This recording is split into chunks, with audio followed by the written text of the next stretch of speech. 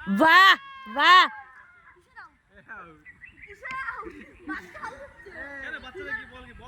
Hello বন্ধুরা, তোমরা সকালে কেমন আছো? আশা করি তোমরা সকালে খুব খুব ভালো আছো। আমিও খুব ভালো আছি। বৃহস্পতিবারের একটা নতুন ব্লগে জাস্ট লাইফস্টাইলে তোমাদের সকলকে স্বাগত জানি। এখন সকাল 5:15। এখন থেকে তোমাদেরকে সঙ্গে নিয়ে ব্লগটা স্টার্ট করছি। দেখতে থাকো, সঙ্গে দেখো, পাশে থেকে ব্লগটা স্কিপ না করে শেষ পর্যন্ত দেখতে থাকো। এখন তো গরমকাল, সেই 4:30 ঘুম ভেঙে যায়। আর শীতকাল হলে তো 4:30 4:45 হলো সকাল হয় না, ঘোর ঘোর থাকে, সেই 6টা বেজে যায় বা 5:30 বেজে যায়। কিন্তু গরম বলেই উঠে পড়েছি 5টার দিকে। তো 5:15 চলে এসেছি রান্নাঘরে। আর সকালে ঘুম থেকে উঠেই না বাড়িতে হেলেঞ্চা শাক আছে, আর গরমের মধ্যে প্রচুর হয়েছে। তো হেলেঞ্চা শাক ডোকার দিক থেকে তুলে নিলাম। বেশি গোড়া দিক থেকে একটু বেশি পরিমাণে করে তুললে একটু তিতকুড়ে ভাব লাগে। আর হলো আমার আর ছেলের প্রচুর অ্যালার্জি। তো ওই জন্য বেগুন অনেক দিন ধরে খাওয়া হয় না, প্রায় মাস দুয়েক বেগুন ডিম এগুলো কিছুই খাওয়া হচ্ছে না। তো এর মধ্যে যে রাঙা আলুগুলো আছে লাল লাল, সেই রাঙা আলু দেবো একটু, তাহলে টেস্ট ভালোই লাগবে। বেগুনটা আর দেবো না। তো আর একটু মাছের মাথা দেবো, চিংড়ি মাছটাও অ্যাড করতে পারছি না। হেলেঞ্চা, কুলেখাড়া এগুলোর মধ্যে না একটু চিংড়ি মাছ দিয়ে করলে বা বেগুন দিয়ে ওর সঙ্গে অ্যাড করে করলে দারুণ টেস্ট হয়। কিন্তু এগুলো যেহেতু একটু তিতকুড়ে ভাব, আর হেলেঞ্চা বা কুলেখাড়া একটু সোদা সোদা গন্ধ বেরোয়, ওই কারণে তো মাছের মাথা দিয়েই করে নেবো ভাবছি। আর গরমের মধ্যে না হেলেঞ্চা, কুলেখাড়া এইসব শাকই বেশি খাওয়া হচ্ছে। তো আর এইসব শাক খেলে না গরমের মধ্যে অনেকটা শরীর যে হাইড্রেট হয়ে যায় সেটা অনেকটা কমে যায়, অসুবিধা হয় না। হেলেঞ্চা আমাদের শরীরটাকে অনেকটা ঠান্ডা করে রাখে, ঠান্ডা থাকে শরীর ভেতর থেকে। আর সেই জন্যই এই শাকটাকে খাওয়ার চেষ্টা করি। আর হলো মাছ একটু কম ছিল বলে বর্মশাই সকালে মাছ এনে দিয়েছে, তেলাপিয়া মাছ আর চারা মাছ। তো ভাবছি চারা মাছ দিয়ে পটল দিয়ে আলু দিয়ে করে নেব। আর গরমকালে না সকাল সকাল উঠে তাড়াতাড়ি কাজ করে নেওয়ার মজাটাই আলাদা। আমার তো বাবু 10টার মধ্যে পুরো কমপ্লিট হয়ে যায় কাজ। 10টার মধ্যে বলতে আমার 8টার মধ্যে পুজো পাঠ রান্নাবান্না হয়ে যায়।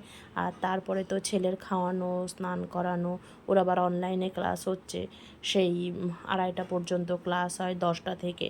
তো ওর সঙ্গেও মোবাইলটা অপারেট করার জন্য বসতে হয়। এই জন্য আমি চেষ্টা করি ওই সারাদিন ধরে গরমের মধ্যে ঘেমে ঘেমে ল্যাদ খেয়ে খেয়ে কাজ করব, ওর থেকে সকাল সকাল কাজটা করে নিই। তো সকাল সকাল উঠি, ওই কারণে উঠতে ইচ্ছা করে না। সকালে গরমের মধ্যে না ঘুমটা বেশি আসে, তবুও কষ্ট করে উঠতে হয়। আর আজ তো আবার বৃহস্পতিবার, বৃহস্পতিবারে ঠাকুর ঘরে একটু টাইমটা বেশিই লেগে যায়। আর বৃহস্পতিবারে যেহেতু মা লক্ষ্মীকে সিঁদুর পরাতে হয়, সব ঠাকুরগুলোকে ভালো করে পরিষ্কার করতে হয়। আর বৃহস্পতিবারে না চেষ্টা করি একটু ঠাকুরকে মিষ্টি দেওয়ার। তো যেদিন মনে থাকে তো ভালোই হয়, খুব ভবিতবি মনে থাকে না। আগের দিন আমি বর্মশাইকে মনে করিয়ে দিই, তো আগের দিনই এনে রাখে।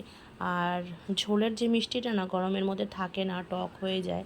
তো ওই কারণে শুকনো মিষ্টিটা আনানোর চেষ্টা করি। তো শুকনো মিষ্টিই আনে, পরদিন সকালবেলা দিতে পারি, অসুবিধা হয় না। আর ওদিকে না ছেলেও একটু ঘুম থেকে দেরি করে উঠছে গরমের মধ্যে, ওরও একটু ঘুম ঘুম পেয়ে যাচ্ছে। আবার বলছিল যে মা আমার চোখটা ঝাপসা ঝাপসা হচ্ছে, তার মানে গরমের মধ্যেই হচ্ছে। আমারও এই প্রবলেমটা হচ্ছে। তো ও বাচ্চা মানুষ, ওর তো হতেই পারে, কারণ মোবাইলে সামনে অনেকক্ষণ ধরে প্রায় সেই 10টা থেকে 2:25 পর্যন্ত বসে থাকে। মোবাইলে আলোটা না চোখে অনেকটাই লাগে, এই জন্য চোখের অনেকটা কি বলবো ঝাপসা হয়ে যায়। তো রান্না বান্না বলতে আমি ওই হলো কুলেখাড়া শাকটা করে এসেছি। কুলেখাড়া না, সরি, হেলেঞ্চা শাকটা করে এসেছি। তারপরে পুজো দিয়ে নিয়েছি, কারণ মাছটা বরমশাই আনতে একটু দেরি করছিল বলে। তারপরে পুজো দিয়ে এসে পটলের তরকারিটা বসাচ্ছি। আর ঘরের বিছানার চাদর না আমি 2-3 দিন হয়ে গেলে শুতে পারি না, আমার গায়ে ভীষণ খচখচ করে, অ্যালার্জি হয়। ওই কারণে হলো বিছানার চাদরটা কাচতে দিয়েছি মেশিনে। তারপরে ওদিকে তরকারিটা বসিয়ে নতুন বিছানার চাদর, নতুন বলতে পরিষ্কার বিছানার চাদর পেতে নিয়েছি। আর সোনা বাবাকে বললাম তুমি পড়াশুনো করো, আমি তোমাকে এখন দেখাতে পারবো না।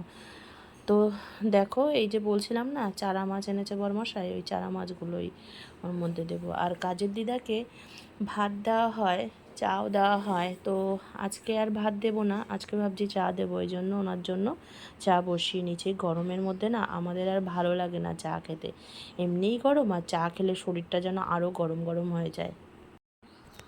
তো চাটা ঢালতে গেছিলাম মানে কাপড়টা দিয়ে, মানে এতটা ভাব লাগছে গরমে, মনে হচ্ছে আঙুলগুলো পুড়ে যাচ্ছে।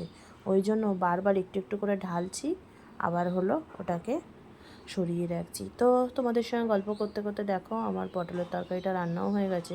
পটলটা আগে মাঝখানে আড়ে আড়ে কেটে রান্না করতাম, তো দেখি মা না এইভাবে লম্বা লম্বা করে কেটে রান্না করে। যাই হোক, মশলাটা ভালোই ঢোকে ওর মধ্যে, টেস্ট হয়, ওই জন্য আমিও এইভাবে এখন করার চেষ্টা করি। তো ওদিকে রান্নাবান্না হয়ে গেছে, তো দেখলাম মাছের একটু তেল ছিল, আগের দিনের মাছ আনা ছিল সেই সঙ্গে, তো এটা নষ্ট হয়ে যাবে অনেক দিন হয়ে গেলে, গরমে যতই ফ্রিজে থাকুক। তো ওই কারণে ওটুকুকেও পেঁয়াজ দিয়ে আমি ভেজে নিলাম। আর সোনা বাবার এই যে যথারীতি 10টা বাজতে 5 মিনিট বাকি অনলাইন ক্লাস শুরু হয়ে গেছে, তো আমি ওনার অনলাইন ক্লাস দেখো করাচ্ছি এখন। আর ক্লাস প্রায় করা হয়ে গেছে।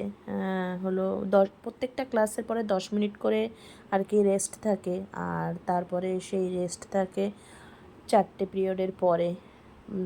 স্কুলে থাকলে 8টা পিরিয়ড হয়, আর বাড়িতে 6টা করে পিরিয়ড হচ্ছে। তো তার ফাঁকে বড়মশাই ফ্রুটস কেটেছিল, সেই ফ্রুটসগুলো আমি আর ছেলে খেয়ে নিলাম। আর সোনা বাবার দিকে ভিডিও করছিলাম বলে ওরকম করছিল তোমাদের সঙ্গে। আর প্রত্যেক দিন না কান্না করে আমি খেলতে যাব, গরমে ওর বোঝার ক্ষমতা হয়নি যে মা আমার ভালোর জন্যই বলছে। তো ওই জন্য ছেলে মেয়েদের সঙ্গে একটু খেলাতে নিয়ে চলে গেলাম। আর গরম পড়েছিল বলে কালকে মানে বুধবারে আমি যাইনি, আমার শরীরটা খুবই খারাপ লাগছিল। আজকেও এমনি আমার প্রায় দিন 10 ধরে শরীরটা খুবই খারাপ, চোখে ঝাপসা দেখছি, মাথা ঘোরাচ্ছে। প্রেশার মেপেছি তো কোনো সমস্যা হয়নি, এটা গরমের থেকে প্রবলেম হচ্ছে। তো ছেলে তো ওটা মানতে চায় না, ওনাকে খেলাতে নিয়ে যেতেই হবে। তো খেলাতে নিয়ে গেছিলাম, বললাম বাবা তাড়াতাড়ি বাড়ি চলো। তো বাড়ি নিয়ে চলে এসেছি, কারণ বিকেলে আবার ঘর মুছে নিই, পুরো ঘর বাড়ি রান্নাঘরটা সব মুছে নিই, কারণ না সকালে ঘর মোছা হয়ে যায়, তো আর গরমের মধ্যে আমার না পায়ে শুধু মনে হয় বাড়ি ঠেকছে। আর শ্বশুরমশাইকে বলেছিলাম একটু কুমড়ো শাক আনতে, তো উনি 2 আটি কুমড়ো শাক নিয়ে এসছে। তো ভাবছি কাল তো সকালে আমার রান্না বান্না আছে, শাক কাটতে প্রায় আধ ঘন্টা লেগে যায়, তারও বেশি লেগে যায়। আমি না যেদিন শাক ঠাক রান্না করি তার আগের দিনই রাত্রে বা বিকেলে কেটে রাখার চেষ্টা করি। তো 2 আটি কুমড়ো শাক কেটে রেখেছি। আর এদিকে না বরমশাই চিকেন নিয়ে এসছে। বরমশাই চিকেন নিয়ে এসছে বলতে বরমশাই বলেছিল রাত্রে চিকেন আনতে, বরমশাইয়ের সময় নেই বলে শ্বশুরমশাইকে দিয়ে আনানো হয়েছে। তো ছেলের আবার 7টা থেকে অনলাইনে ক্লাস আছে, তাই জন্য ভাবলাম এখন 6:30 বাজে, তা সন্ধ্যা দেওয়াও হয়ে গেছে আমার, তো তাড়াতাড়ি করে দেখি 7টার মধ্যে করতে পারি কি না। তো 7টা 10-15 বেজে গেছে, সোনা বাবার ওইদিকে অলরেডি ক্লাস শুরু হয়ে গেছে। আমি বললাম আমি আসছি, আর 5 মিনিটের মধ্যে হয়ে যাবে, 7টা 20-র দিকে ওর কাছে চলে যাব। তো ভাতটা আর চিকেনটা রান্না করে ওর কাছে চলে গেছিলাম, আর দেখছিলে না গোটা গরম মশলা নাড়ছিলাম, অনেকটা এনেছে গরম মশলা, ওগুলো ভাবছি আর প্যাকেট কিনবো না, গুঁড়ো করে রাখবো। তারপরে 8টা পর্যন্ত সোনা বাবাকে ক্লাস করিয়ে এসে গরম গরম রুটি করে দিয়েছি শ্বশুরমশাইকে আর বরমশাইকে। আর সোনা বাবা আজকে বাড়ির গরম মশলা তৈরি করা গুঁড়ো দিয়েছে, তো বলছে মা গন্ধটা দারুণ লাগছে, কিন্তু তুমি এই মশলা প্রত্যেক দিন দেবে। আমি বললাম ঠিক আছে। এই গরমের মধ্যে বুদ্ধি করে চলি বলে টাইমের মধ্যে সব কাজগুলো কমপ্লিট করতে পারি, আর কষ্ট হয় না। তো চলো আজকের ব্লগটিকে এখানে এন্ড করি বন্ধুরা। আমার ব্লগটি ভালো লাগলে তোমরা সকলে লাইক কমেন্ট শেয়ার সাবস্ক্রাইব করে দিও। টাটা বন্ধুরা, তোমরা সকলে ভালো থেকো, সুস্থ থেকো।